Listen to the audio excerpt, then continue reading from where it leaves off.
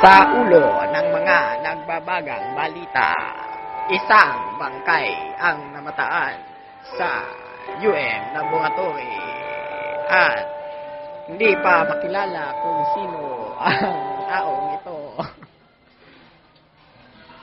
Ayon sa nakakita,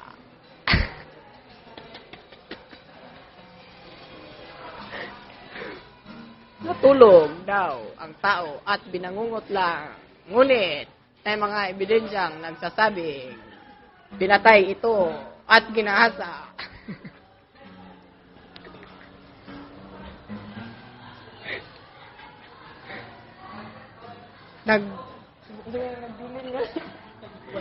Nag-iwan ng suicide note ang biktima bago matulog.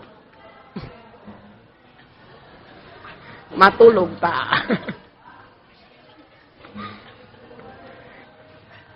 Ayon sa impormasyon, ang biktima ay babangon.